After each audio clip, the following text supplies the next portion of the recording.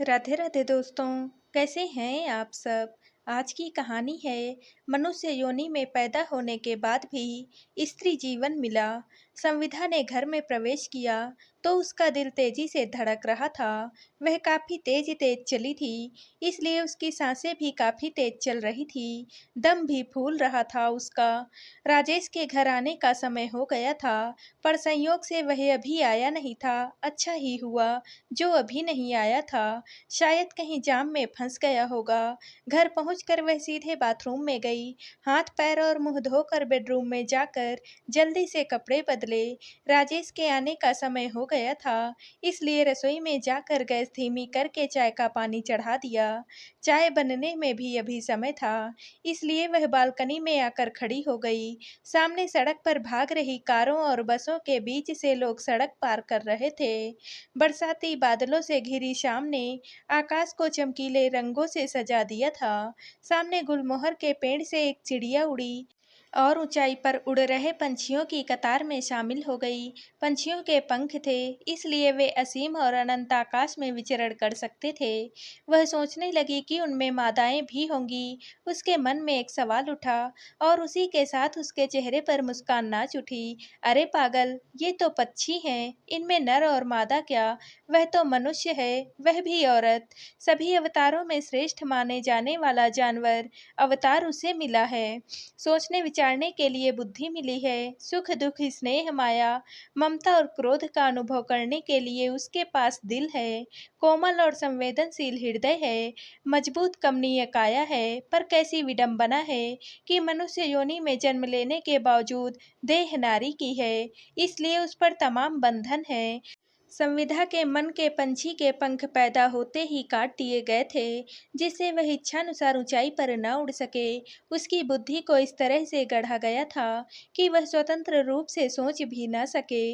उसके मन को इस तरह से कुचल दिया गया था कि वह सदैव ही दूसरों के अधीन रहे, दूसरों के वश में रहे। इसी में उसकी भलाई थी, यही उसका धर्म और कर्तव्य था। इसी में उसका सुख भी था और सुरक्षा भी। शादी के 3 दशक बीत चुके थे, लगभग आधी उम्र बीत चुकी थी उसकी। इसके बावजूद अभी भी उसका दिल धड़कता था, मन में डर था। देखा जाए तो वह अभी भी एक तरह से हिरनी की तरह घबराई रहती थी। राजेश ऑफिस से घर आ गया होगा तो गुस्से से लाल पीला चेहरा देखना होगा, कटाक्ष भरे शब्द सुनने पड़ेंगे। मैं घर आऊं तो मेरी पत्नी को घर में हाजिर होना चाहिए। इतने सालों में तुम्हें यह भी पता नहीं चला, तुम्हारा ऐसा कौन सा जरूरी काम था जो कि तुम समय पर घर नहीं आ सकी। जैसे शब्द संविधा पहले से सुनती आई थी, वह कहीं बाहर गई हो, किसी सहेली या रिश्तेदार के यहाँ गई हो, घर के किसी काम से गई हो। अगर उसे आने में थोड़ी देर हो गई तो क्या बिगड़ गया। राजेश को जस का तस सुनाने का मन होता, शब्द भी होठों पर आते, पर उसका मिजाज और क्रोध से लाल पीला चेहरा देखकर वे शब्द संविधा के गले में अटक कर रह जाते। जब तक हो सकता था वह घर में ही रहती थी। एक समय था जब संविधा को संगीत का शौक था, कंठ भी मधुर था और हलक भी अच्छी थी।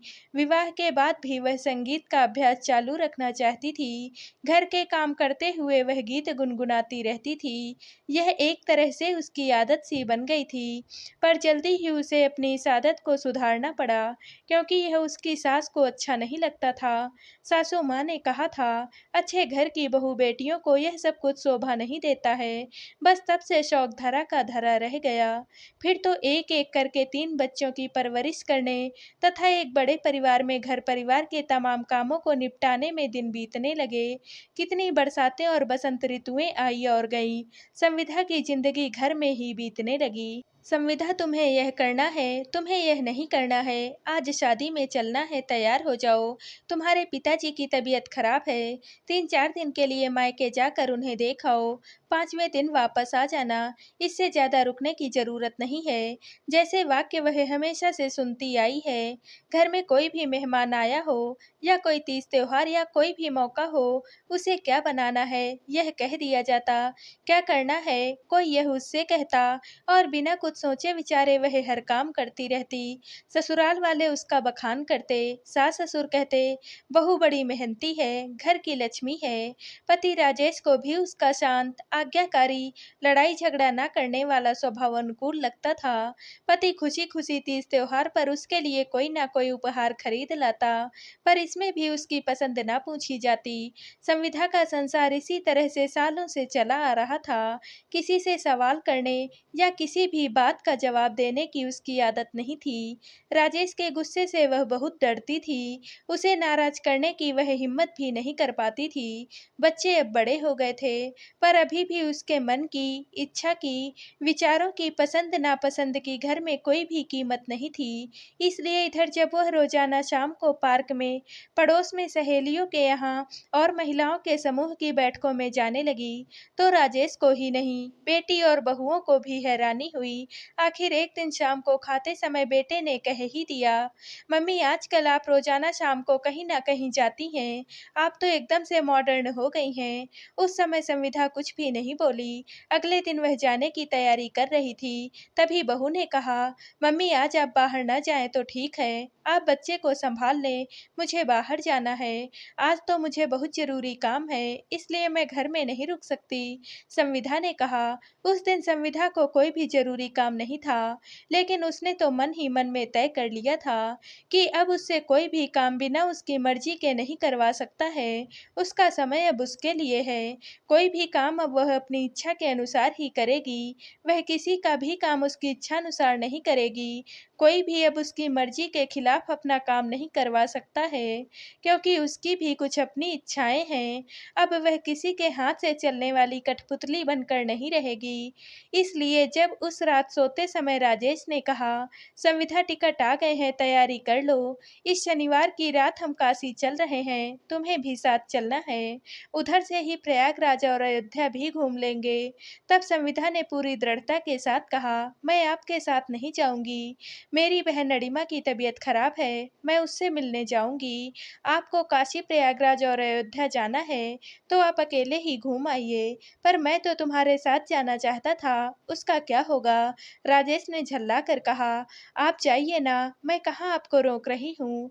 संविधा ने बड़ी ही शांति से कहा, अरे ये तुम्हें हो क्या गया है? जब जहाँ मन होता है चली जाती हो, आज मुझसे जबान लड़ा रही हो। अचानक तुम्हारे अंदर इतनी हिम्मत कहाँ से आ गई?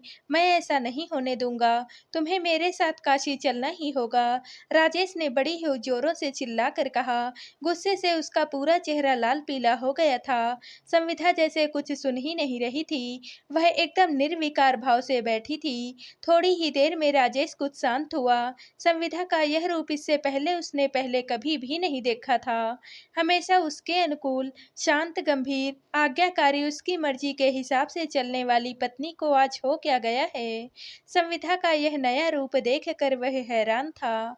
अपनी आवाज में नरमी लाते हुए राजेश ने कहा, संविधा तुम्हें क्या चाहिए? तुम्हें आज यह हो क्या गया है? मुझसे कोई गलती हो गई है क्या? तुम कहो तो। राजेश ने संविधा को समझाने की कोशिश की।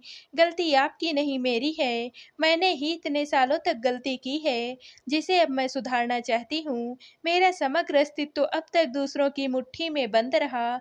अब मुझे उससे बाहर आना है। मुझे भी आज़ादी चाहिए। अब मैं मुक्त हवा में सांस लेना चाहती हूँ। इस गुलामी से बेचैन रहती हूँ। मैं कुछ समझा नहीं, राजेश ने कहा। तुम्हें दुख क्यों है? घर है, बच्चे हैं, पैसा है, मैं हूँ। संविधा के करीब आते हुए राजेश ने बात पूरी की। छोटी थी तो माँ बाप की मुट्ठी में रहना पड़ा। उन्होंने जैसा कहा वैसा करना पड़ा। जो खिलाया वह खाया, जो पहनने को दिया वह पहना। इस तरह नहीं करना, उस तरह नहीं करना, यहाँ नहीं जाना है, वहाँ नहीं जाना है, किससे बात करनी है और किससे नहीं करनी है, यह सब कुछ माँ बाप तय करते रहे। हमेशा यही सब कुछ सुनती रही। शब्दों के भाव एक ही रहे, मात्र कहने वाले बदल गए हैं। कपड़े सिलाते समय माँ कहती कि लंबाई ज़्यादा ही रखना, ज़्यादा खुले गले का मत बनवाना। सहेली के घर से आने में ज़रा देर हो जाती, फ़ोन पर फ़ोन आने लगते, मम्मी पापा दोनों चिल्लाने लगते। इंटर पास किया, कॉलेज गई। कॉलेज का एक ही साल पूरा हुआ था कि मेरी शादी की चिंता सताने लगी। पड़ोस में रहने वाला रवि हमारे कॉलेज में साथ ही पढ़ता था। वह मेरे घर के सामने से ही कॉलेज आता जाता था। एक दिन मैंने उसे घर बुलाकर बातें क्या कर ली। बुआ ने मेरी माँ से कहा कि भाभी संविधा अब बड़ी हो गई है, इसके लिए कोई अच्छा सा घर और वर ढूंढ लो। उसके बाद क्या हुआ आपको तो पता ही है। उन्होंने मेरे लिए घर और वर ढूंढ लिया। उनकी इच्छा के अनुसार यही मेरे लिए ठीक था। एक गहरी सांस लेकर संविधा ने आगे कहा, ऐसा नहीं था कि मैंने शादी के लिए रोका नहीं। मैंने पापा से एक बार नहीं कई बार कहा है कि मुझे मेरी पढ़ाई पूरी कर लेने दो, पर पापा कहाँ माने हैं। उन्होंने कहा कि बेटा तुम्हें कहाँ नौकरी करनी है, जितनी पढ़ाई की है उसी में अच्छा लड़का मिल गया है, अब आगे पढ़ने की क्या ज़रूरत है। हम जो कर रहे हैं तेरी भलाई के लिए ही तो कर रहे हैं। पल भर चुप रहने के बाद संविधा ने आगे कहा, जब मैं इस घर में आई तब मेरी उम्र 18 साल की थी। तब से मैं यही सुन रही हूँ, संविधा ऐसा करो वैसा करो। आप ही नहीं, बच्चे भी यही मानते हैं कि मुझे उनकी मर्जी के अनुसार ही जीना है। अब मैं अपना जीवन, अपना मन, अपने अस्तित्व को किसी अन्य की मुट्ठी में नहीं रहने देना चाहती हूँ। अब मुझे मुक्ति चाहिए। अब मैं अपनी इच्छा के अनुसार जीना चाहती हूँ। मुझे भी मेरा अपना अस्तित्व चाहिए। संविधा, मैंने तुमसे प्रेम किया है, तुम्हें हर सुख सुविधा देने की हमेशा कोशिश की है। हाँ राजेश, तुमने प्यार किया है, पर अपनी दृष्टि से।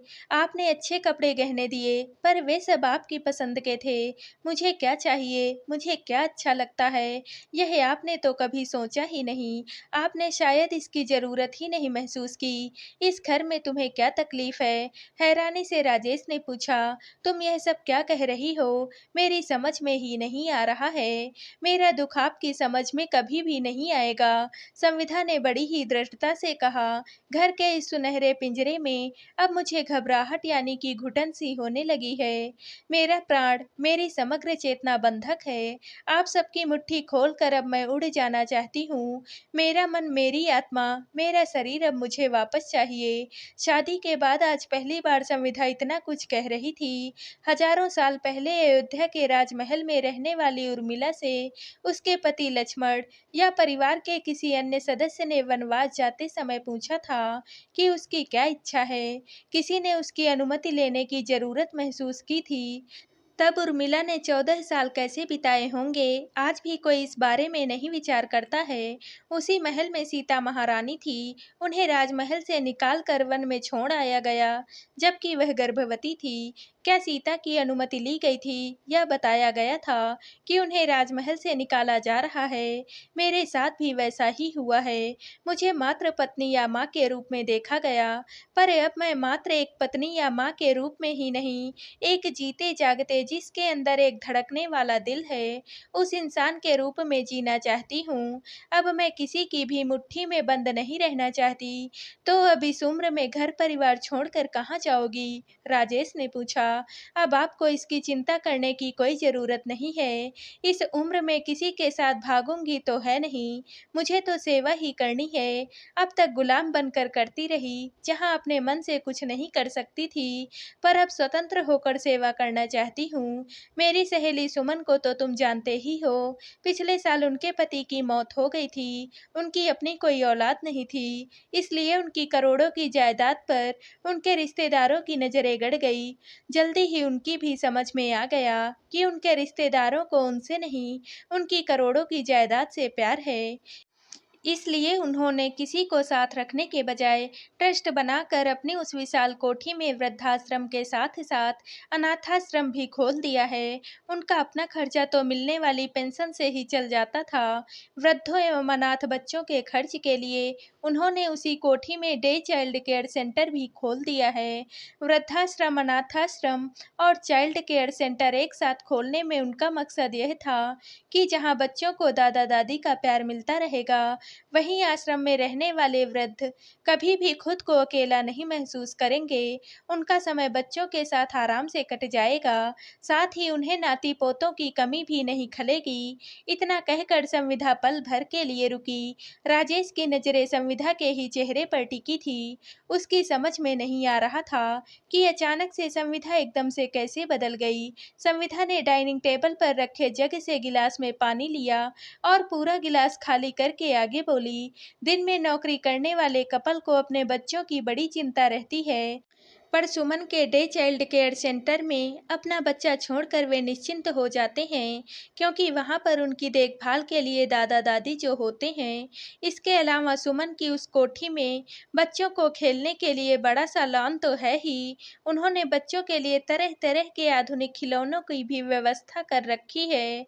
दिन में बच्चों को दिया जाने वाला खाना भी शुद्ध और पौष्टिक होता है, इसलिए उनके डे चाइल्ड केयर सेंटर में बच्चों की संख्या भी काफ़ी है, जिससे उन्हें वृद्धाश्रम और अनाथाश्रम चलाने में ज़रा-सी भी दिक्कत नहीं होती है। आज सुबह मैं वहीं गई थी, वहाँ पर मुझे बहुत अच्छा लगा, इसलिए अब मैं वहीं पर जाकर सुमन के साथ उन बूढ़ों की और बच्चों की सेवा करना चाहती हूँ, उन्हें प्यार देना चाहती हूँ, जिनका अपना कोई नहीं है। राजेश संविधा की बातें ध्यान से सुन रहा था, उसे विश्वास ही नहीं हो रहा था कि वह जो कुछ भी सुन रहा है, वह सब कहने वाली उसकी पत्नी संविधा ही है। अब उसकी भी समझ में नहीं आ रहा था कि यह सब सच है या दुःस्वप्न। तो दोस्तों, आप सबको यह कहानी कैसी लगी? कमेंट करके ज़रूर बताइएगा और वीडियो को लाइक व शेयर कीजिएगा। दोस्तों, अगर आप इस चैनल पर नए हैं और अब तक आपने हमारे चैनल को सब्सक्राइब नहीं किया है, तो प्लीज़ और कहानियों से जुड़ने के लिए हमारे चैनल को सब्सक्राइब कर लीजिएगा। कल मिलते हैं एक और नई कहानी के साथ। आप सभी का बहुत बहुत धन्यवाद।